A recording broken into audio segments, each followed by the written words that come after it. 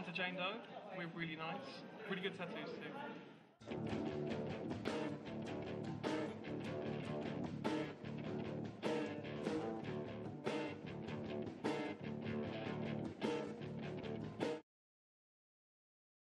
Here we're joined with Steve from Jane Doe, which is in Essex. Thanks a million for taking the time to join us. Bit of a long drive up, no doubt. It was pretty long, but it's worth it, I think. And you came last night. Last night, yeah. Set up last night, and then just tattooed the rest off today. Alright, you're pretty busy. Yeah, have been. I only had one thing booked in like each day, like a couple of hands, so like to ruin people's lives. Yeah. To limit their professions.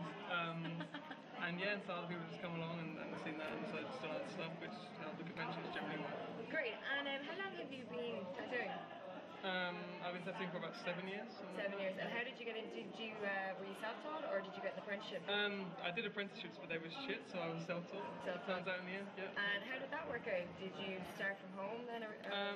No. I initially ended up the shops that were supposed to be apprenticing me. I poured them their tea and drew to for them because I couldn't draw properly. But they could tattoo. And they didn't really give me much of like a hand, so I ended up like working as much as I could and just work on people, friends and stuff, and myself initially, of course. Then I ended up getting tattooed by a dear friend, a tattooist called Jason Saga, over in NCU, and he did a few pieces on me while I was doing my crappy little apprenticeship. And he was saying like, oh, you know, like there's this opening at this shop. I don't know if I can say it. It's an Evil from the Needle with bugs. And he's saying, oh yeah, there's an opening. You should go and you know and try it out there. I'm like, oh, I've only just been like tattooing myself, and I'm just you know, oh, just lie to them. So I went up there and I lied, and yeah, like a few months in, I was awful, but got gradually better just from the constant walking trade there and things like that. And so I did it through that basically. I was doing like a degree in fine art, obviously because of what you're doing this and drawing.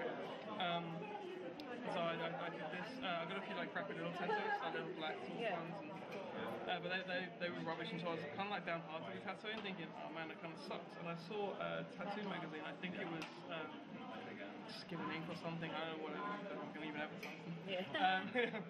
But it was, and they had like this massive piece on bugs, whom I ended up working for, and I didn't realise you could do that with skin. That you could translate like artwork, like paintings, like custom work, and make it, you know, something on the body, something awesome, like for someone as well, you know, like specifically. And as soon as I saw that, I was like, I need to be doing that. I need to be doing that. It's the most permanent form of art, really. I fucking love it. So you started off studying fine art. Yeah. How did you find the transition, I suppose, when you were so used to drawing portraits on maybe the likes of canvas or paper, and then obviously, the skin, you can call it a canvas, but it's very different, you know, and a little bit more durable. Well, the canvas might be more durable, I mean. Yeah, no, it was you kind of have to know your limits when you're first tattooing, I think. You have to be aware of technically what you can do, and then the creative side kind of catch up, if that makes sense. Yeah. It sounds a bit pretentious, but you just kind of need to know your limits. You can't just like jump in there and start. I mean, there are people that thinking about it now, like in hindsight, there are people that do jump in there and just start doing things. People that I've worked with, like Camille, that Polish guy, and like his tattoos look like paintings, and they always have done. He was a bit rocky at the start, but like you can just go in there and do that, and but it's just a matter of working out how to do it, just adapting, working out like technically what you can do with magnums and with bigger size models and things like that, and with grey lines as opposed to hard lines, and just working out what effects you can get.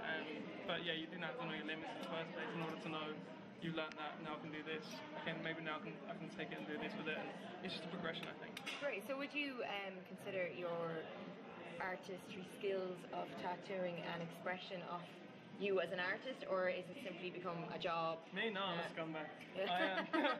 I like, I've attached more meaning to work recently, again, sounding worryingly pretentious, but since I got tattooed by this guy in Germany, Lars, my first name is Lose Lips. Yeah.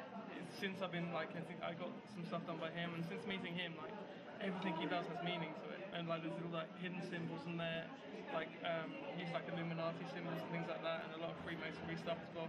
It's just not Freemason, but the imagery's there, and he knows what it means and stuff, and it's kind of cool to give a piece of story sometimes.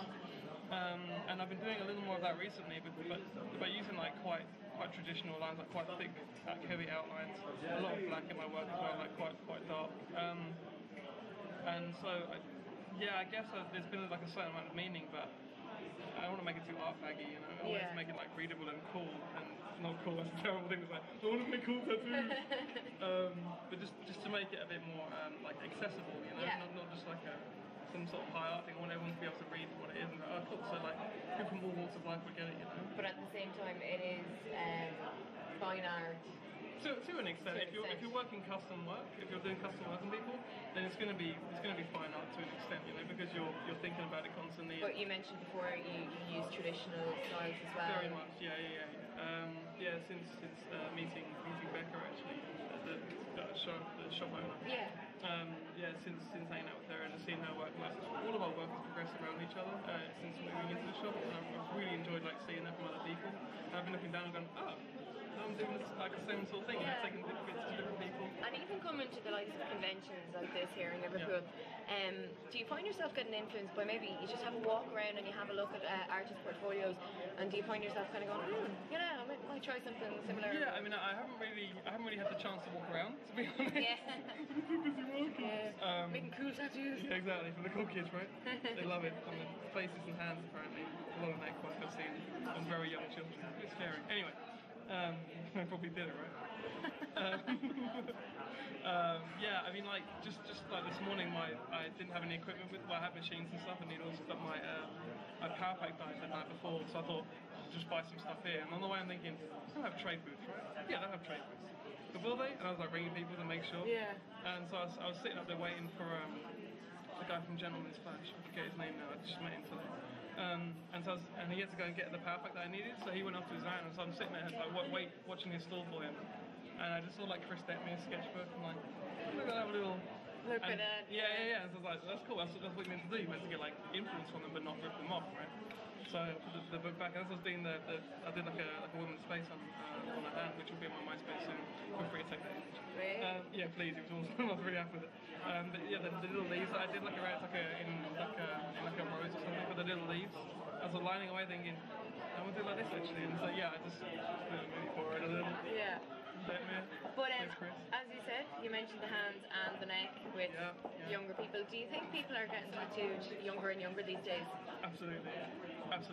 My apprentice is 20 years old. I don't think I met anyone that's tattooed. It's ridiculous. Yeah. And taking on an apprentice, what does that involve? Like, how difficult can it be? There's annoying days, I'd imagine, too.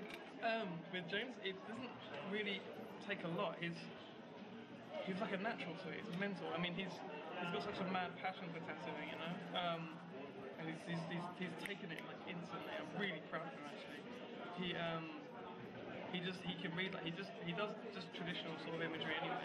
But he's gone from just getting tattooed, from just being like a customer, to just really just picking it up and running with it. He talks to more people than I do. He knows more. He has much more contact than me because I sit and draw, whereas he goes out there. He's in like a band as well, so he's always circulating and always like pushing his work. Yeah. And he doesn't even need to. People are bringing up.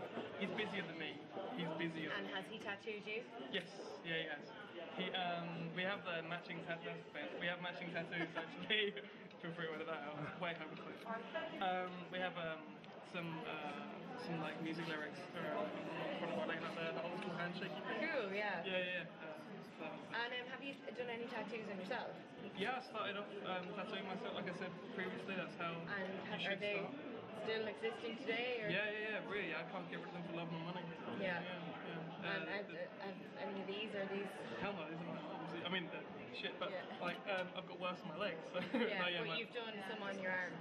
No, not on my arms. No, not your arms. God, no. I'm too vain for that. Oh, okay. As long as my face doesn't. And who would be your personal favourite tattoo artist, or person maybe that you like to do work on you? I already have work. It would be Jason Saga. Yeah, he's amazing. So, he'd be your idol, would he? My hero. Your hero. Yeah. Excellent. Tattoo TV, they're good guys. They're good interviews. I like that. Tattoo TV. Yes.